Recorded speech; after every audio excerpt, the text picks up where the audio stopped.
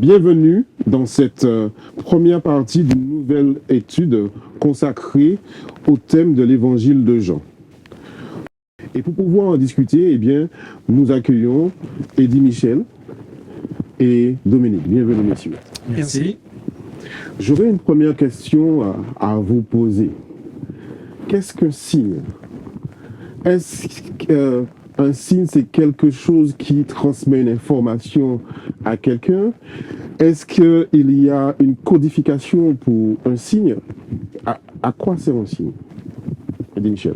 Alors c'est vrai que quand on lit l'évangile de Jean, on découvre que l'auteur aime utiliser cette expression pour parler des actes posés par Jésus.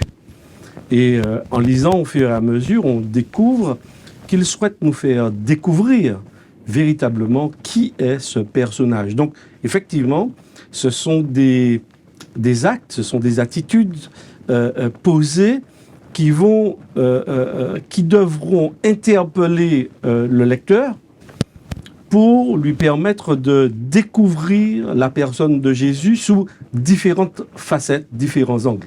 C'est ce que je pourrais dire dans un premier temps par rapport à la notion de signe. Dominique, le titre de ce thème de cette semaine, des signes qui montrent la voie.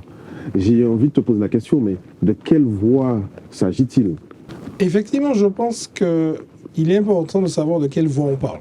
Parce qu'une voie peut être identifiée par des signes, mais aussi des signes peuvent, j'ai envie de dire, nous entraîner sur plusieurs voies.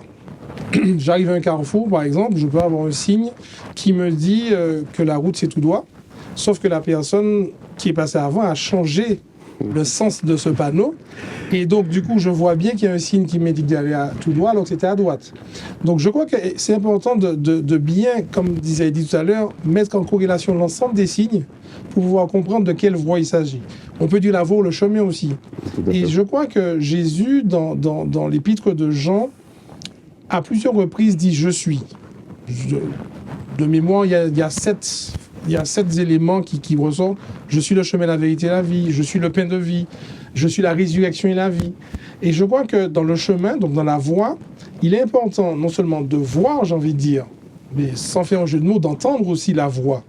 Parce qu'en plus des signes dont Eddy faisait mention, je crois qu'il y a ce que Jésus dit à travers ces signes. C'est-à-dire, il y a ce qu'on voit, mais ce qu'on entend aussi, qui, à mon sens, a aussi un rôle à jouer dans le chemin qui nous est donné à suivre. Mais je dirais aussi que, justement, en lisant l'évangile de Jean, par rapport à ce que Dominique présentait, les signes, les mêmes signes ne sont pas forcément interprétés de la même manière. Tout à fait. Donc ça veut dire que le lecteur, l'auditeur, celui qui assiste à l'événement, peut aussi, dans sa lecture, se méprendre sur le signe et avoir aussi des éléments bloquants par rapport à ce qu'il pourrait normalement découvrir si peut-être qu'il se laissait porter par le signe, par l'action posée. Donc c'est vrai que Dominique l'a bien illustré en parlant du rond-point et la personne qui aurait changé le sens. Mais nous arrivons aussi dans la lecture, puisque nous lisons, nous sommes des lecteurs aujourd'hui, on a en quelque part une interprétation. Est-ce la bonne? Comment justement se laisser encore interpeller par ces signes qui sont censés nous conduire sur le chemin Jésus, le chemin, la vérité et la vie? Je vous remercie, messieurs, pour ces propos introductifs et je vous propose maintenant de passer à la rubrique au cœur du texte.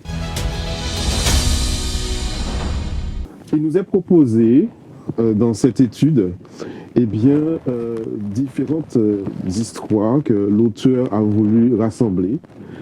Pourquoi était-ce important, à votre avis, pour Jean et pour nous, du coup, aujourd'hui, de comprendre, les contemporains de Jésus, comprendre qui était cet homme qui se présentait à eux? Dominique. Quand on lit Jean 20 au verset 31, Jean dit clairement que les choses qui ont été écrites jusqu'ici, les choses dont il a parlé, ont été écrites afin que tous ceux qui vont lire puissent croire que Jésus est le Christ, le Fils de Dieu.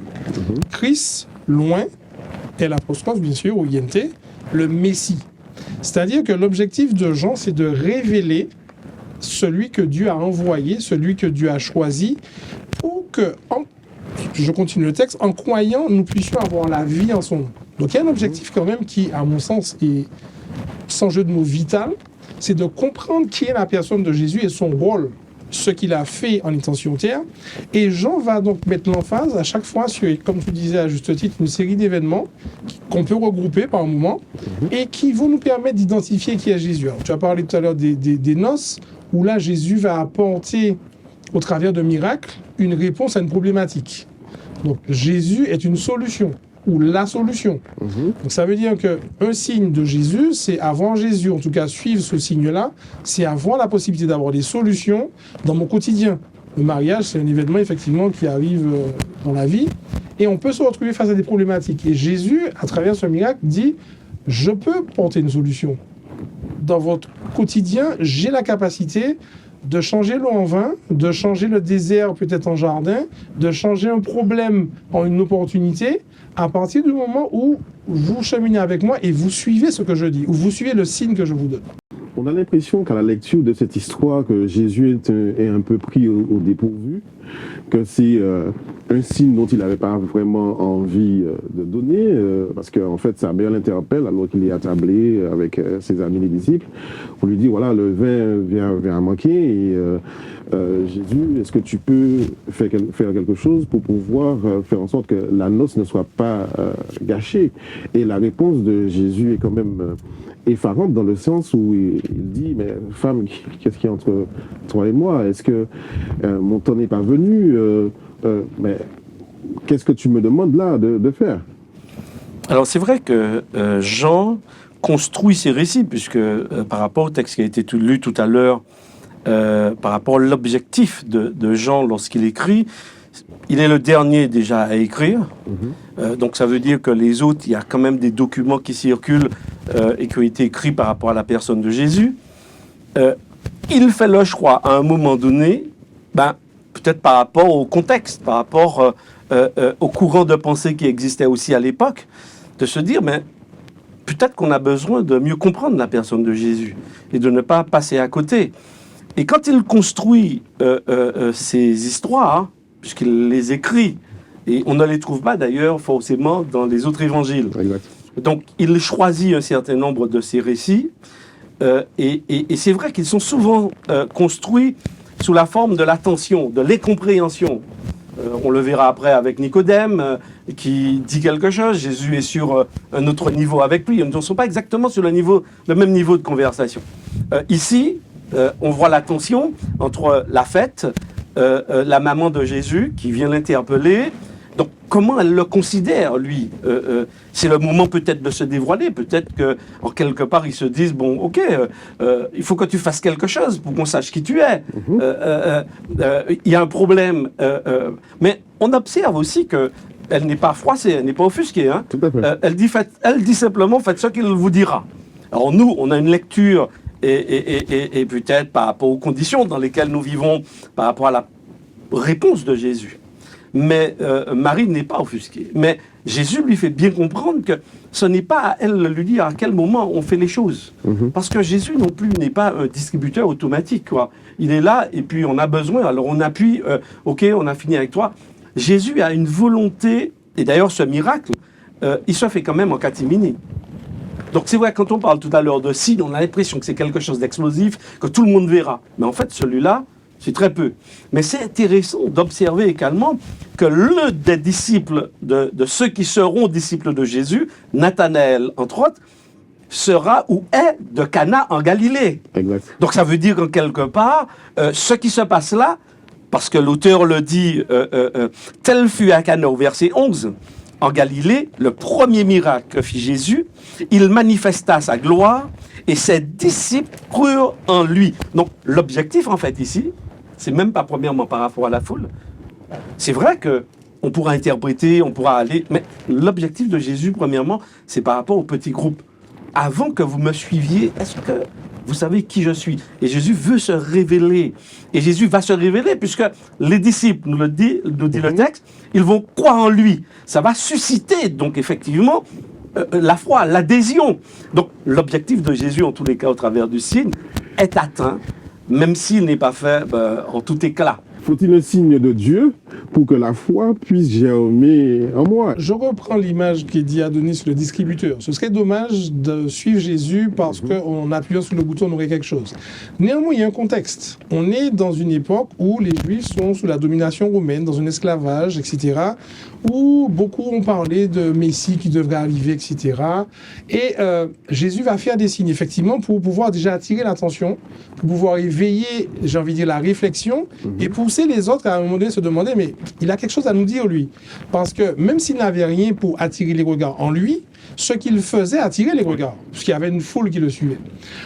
J'espère, en tout cas, c'est un vœu profond, ne pas avoir besoin de signes pour suivre Jésus. C'est-à-dire qu'un peu comme Job, arriver à me dire, d'ailleurs c'est un peu là où Satan avait cherché Job, en disant à Dieu, mais il te suit parce que tu le bénis.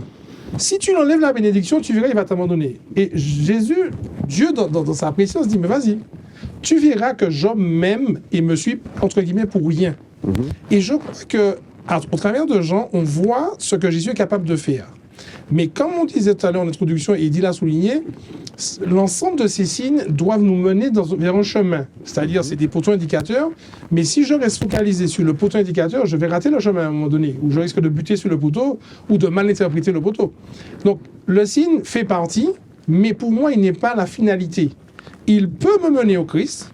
L'objectif, c'est qu'il me mène à Christ, c'est sûr, mais je ne souhaite pas avoir besoin en permanence de signes pour me dire que je suis un grand maître, je suis un Jésus qui est tout puissant, qui peut me sauver. Ce que je comprends dans ces signes qui montrent le chemin, c'est que de ne pas se focaliser plus sur le signe que sur l'auteur du signe.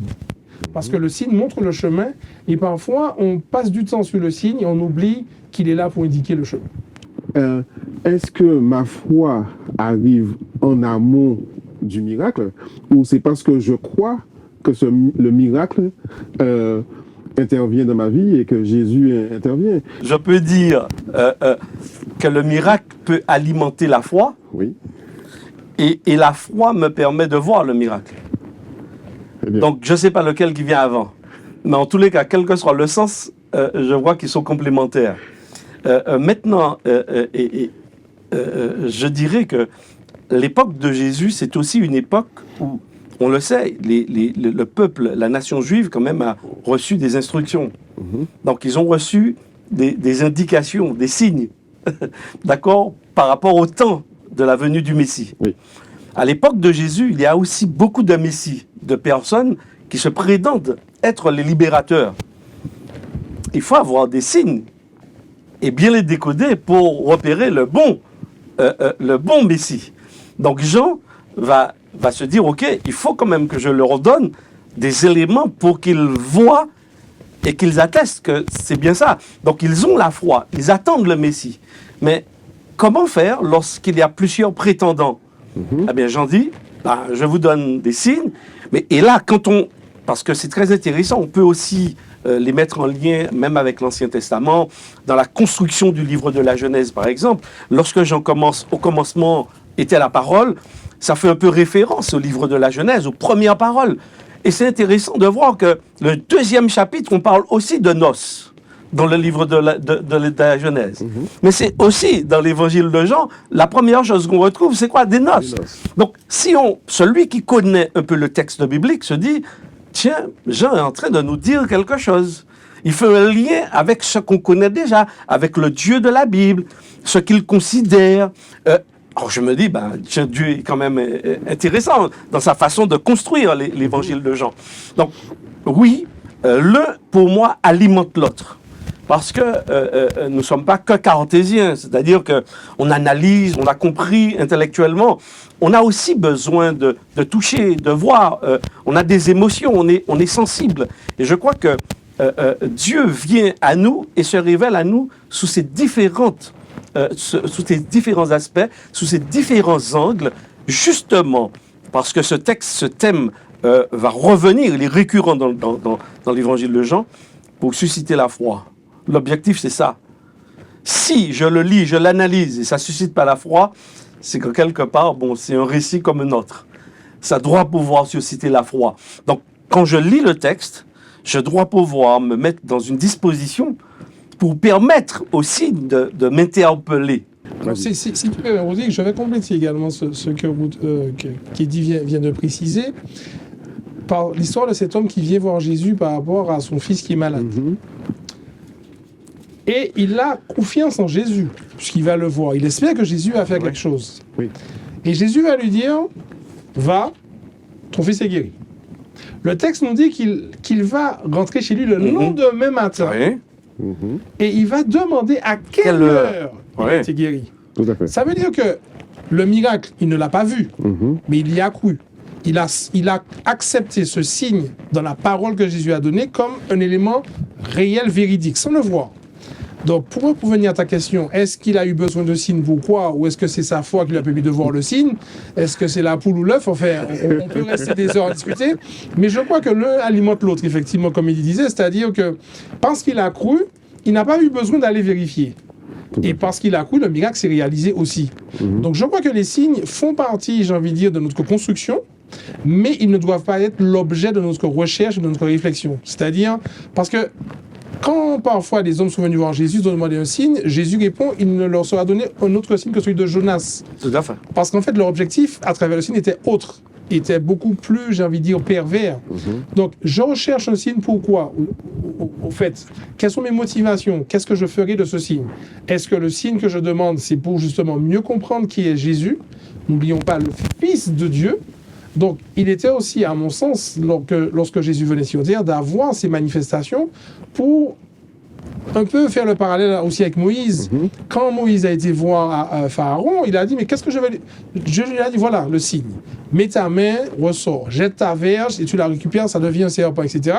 Ce bâton, et en fait, on a le sentiment, en tout cas, que les signes font partie, mais ne sont pas les éléments essentiels et fondamentaux.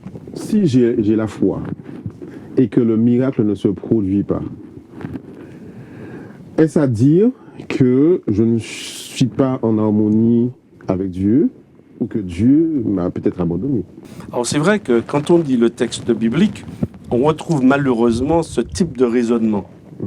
C'est-à-dire un lien vraiment de cause à effet entre la foi, la prospérité, la maladie. Donc oui, lorsque tout va bien, c'est qu'on est écouté, on reçoit les bénédictions de Dieu. Et lorsqu'on est malade, comme ça se retrouve à plusieurs reprises dans le texte, eh bien, on a les foudres du ciel, on est désapprouvé de Dieu, abandonné de Dieu, on est le pire des pécheurs. Je crois que Dieu, et je crois que Jésus aussi nous le montre, parce que c'est quand même incroyable que Jésus n'ait pas guéri tous les malades de son époque. Tout à fait. Moi, par exemple, quand je lis l'histoire de celui de paralysé qui est au bord de la piscine. Depuis 38 années. Alors, Jésus va là, il y a des malades en quantité, mais il va voir une personne. C'est un peu arbitraire, non? C'est vrai, oui, c'est très arbitraire par rapport à ce que tu dis. Effectivement, tu dis, attends, c'est lui seul qui avait besoin de guérison? Non, tous les autres. Mais qu'est-ce que ça va susciter chez les autres? Est-ce qu'ils seront découragés, etc., parce qu'ils n'ont pas été guéris? Mais personne ne demande à Jésus, parce que moi, non, justement. Je suis à côté de toi, tu es guéri, je dis, et moi aussi je peux, en fait, c'est surprenant. Oui, naturellement. Et cette histoire, pour autant, Jésus pose l'acte, il guérit. On nous dit que cette personne était malade depuis 38 ans. Alors, la question, quand on lit le texte, par exemple, mais pourquoi 38 ans? 38 fait référence à quoi dans la Bible? C'est très intéressant d'observer qu'on est en période de fête, et que 38, quand on lit le livre de Deutéronome, eh bien c'est le peuple d'Israël est resté 38 ans, depuis le moment où il aurait dû entrer en Canaan, Tout à fait. et jusqu'au moment où il est rentré. Et ça fait 38 ans.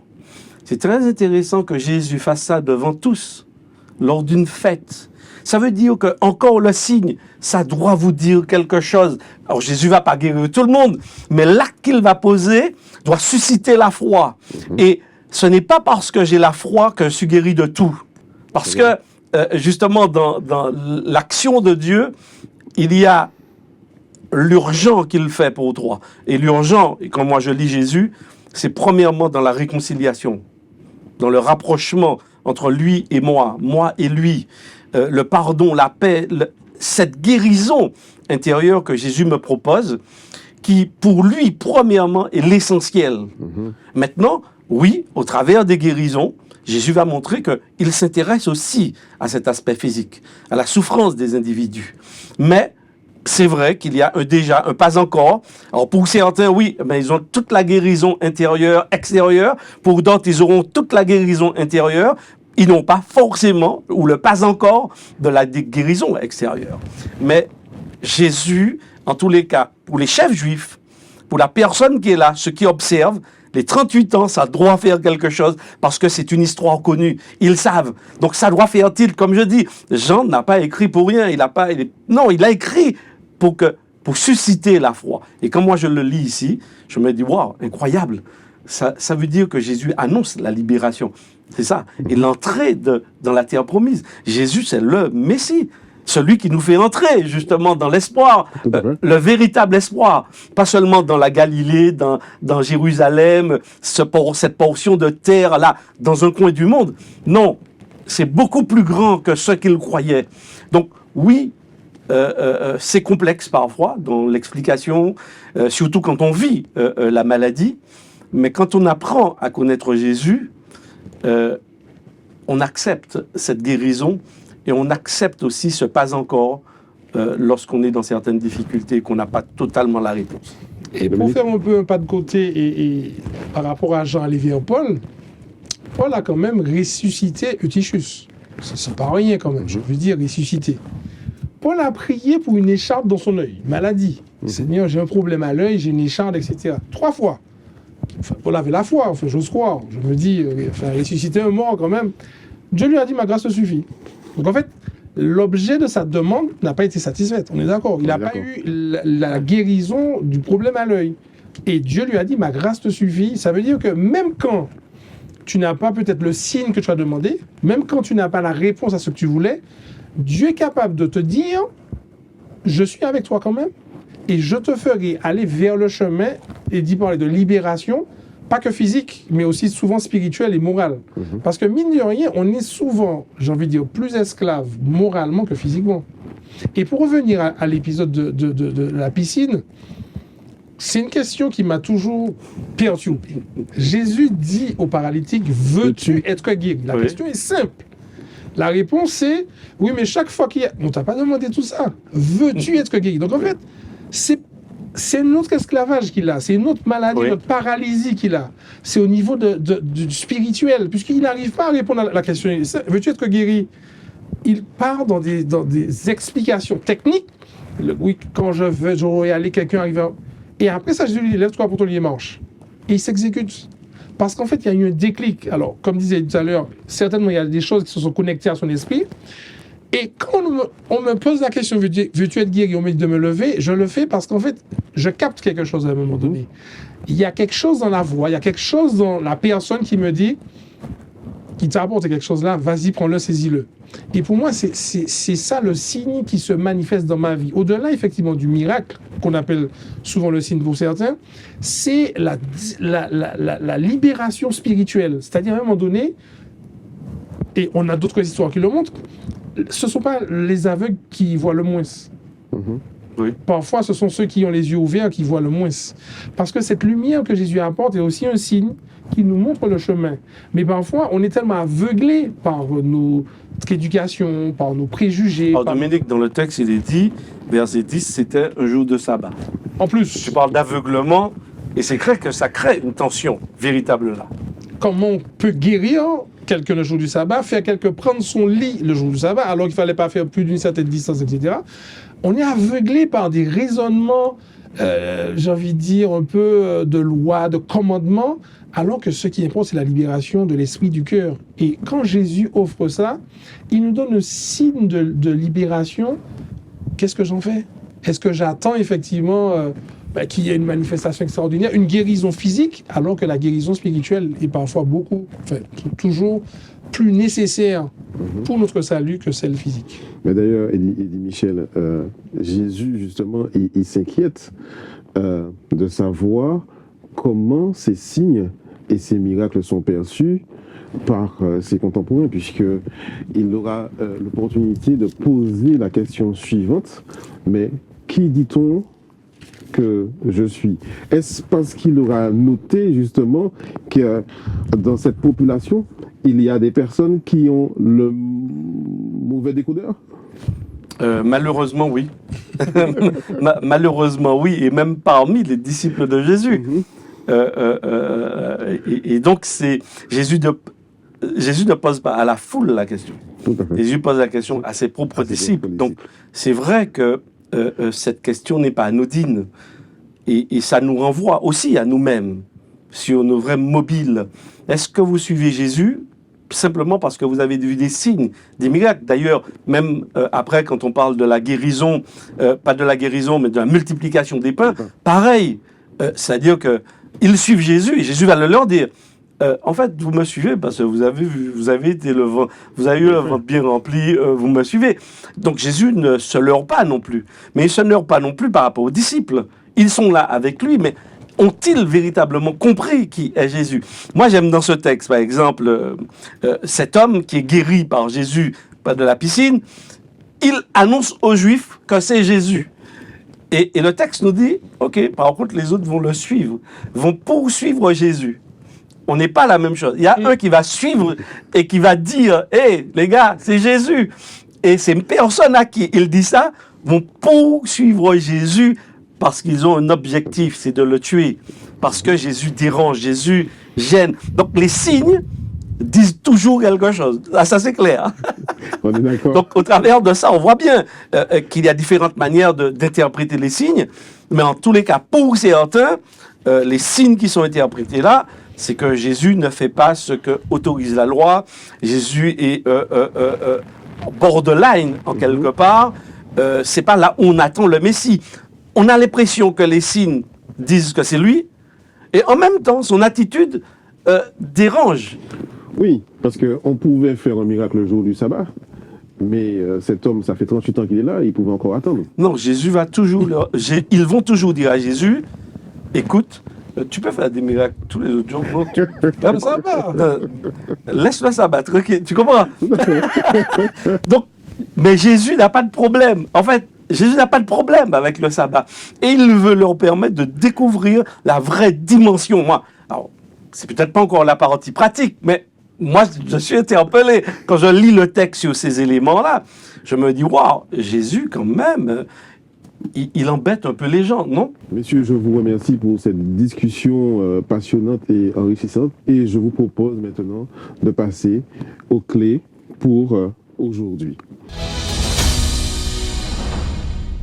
Devrions-nous aimer Jésus juste pour ce qu'il peut faire dans notre vie? J'avais lu une fois, dans un livre qui m'avait interpellé, cette phrase, il y a des gens qui ont froid dans leur foi. C'est-à-dire qu'ils estiment à un moment donné que leur foi est suffisamment arrivé à un niveau, ils n'ont plus foi en Dieu, mais ils ont foi dans leur foi. Et pour moi, c'est là que ça devient dangereux. C'est-à-dire que je m'attends tellement à ce que Jésus fasse que je suis presque prêt à lui donner un ordre de faire. Donc pour revenir à ta question, qu'est-ce que Jésus peut faire? Il fait ce qu'il veut. Qu'est-ce que moi je suis accepté? Qu'est-ce que je suis prêt à accepter? Jusqu'à quel point je suis prêt à accepter que Jésus fasse de ma vie ce qu'il souhaite? Là, c'est différent. Je ne lui donne pas de limites, je ne lui donne pas de prérogatives, parce que je sais qu'il a le meilleur pour moi. Il est le chemin, je suis le chemin, la vérité et la vie. Donc, si je prends Jésus comme celui qui va faire pour moi ce que je veux, je n'ai pas compris. C'est pas Jésus qui prend, enfin c'est pas moi qui prends possession de Jésus, c'est Jésus qui prend possession de moi. Donc en fait moi c'est vraiment changer l'approche et faire de Jésus celui qui me porte là où il veut. Le berger avec le Je te remercie. Et Eddie Michel, en quoi ces signes qui nous sont présentés, qui datent de 2000 ans quand même, hein, en quoi ils peuvent m'aider aujourd'hui à suivre la voie que propose Jésus? Alors, je dirais, avec un peu de tristesse, c'est qu'en dépit des 2000 ans qui nous séparent de ces épisodes, l'être humain demeure le même. Et je demeure en fait le même. Je suis confronté. C'est pourquoi tout à l'heure, je disais que ces textes m'interpellent. Et je remercie Dieu au moins que ces signes, je les laisse encore m'interpeller dans ma vie aujourd'hui, dans ma relation avec Jésus, dans ma perception aussi, même parce que je respecte ce 7e jour. Mais comment est-ce que je le respecte? Est-ce que je le respecte comme Jésus voudrait que je le vive dans ma relation à l'autre, dans l'aide que je pourrais lui apporter, le réconfort? Quel est l'objectif en fait de tout cela? Et je me rends compte que souvent, je me laisse enfermer par des conceptions, des croyances, des traditions. Et je ne me rends même pas compte que ces traditions, un peu comme certains dans les textes qu'on a vus, cherchent à poursuivre Jésus pour le faire taire. Parce que ça ne répond pas au code qu'il s'était fixé, qu'ils attendaient de lui. Et nous pouvons, comme disait Dominique tout à l'heure, nous faire aussi nos propres images de Dieu, même après 2000 ans. Et ne pas nous laisser interpeller et bousculer par ces signes pour nous mettre dans le bon chemin, sur le bon chemin. Donc le risque pour nous, c'est d'être sur un chemin, mais pas sur le bon. Et pour être sur le bon, à mon avis, il faut constamment demander au GPS, Dieu, est-ce qu'on est dans la bonne direction? Lui poser la question et se laisser interpeller. Pour moi, c'est extrêmement important de se laisser, pas voir les autres, mais se voir dans sa relation et demander à Dieu, comme l'objectif de Jean, c'est de nous révéler la personne de Dieu en Jésus. Qu'est-ce que tu me montres là? Qu'est-ce que tu veux me dire à moi? Quelle patience, quel mode tu voudrais que je change? Changer le mode pour pouvoir justement non pas prendre Dieu et se servir de Dieu, parce que malheureusement dans notre monde, on se sert des gens. On ne les aime pas, mais on les aime parce qu'ils nous servent à quelque chose et atteignent nos objectifs. C'est très grave, en fait. Donc je me dis, attention aussi, pour que dans notre pratique religieuse, on ne soit pas des utilisateurs de Dieu, mais qu'on soit là, disponible entre ses mains, et qu'il nous façonne, qu'il nous transforme. Très bien. Et bien, sur ces mots, je voudrais te remercier, Eddie Michel, ainsi que toi, Dominique. Et chers amis, nous vous donnons rendez-vous pour notre prochaine émission Autrement dit. Nous vous invitons à la liker, mais aussi à la partager à tous vos amis. À très bientôt.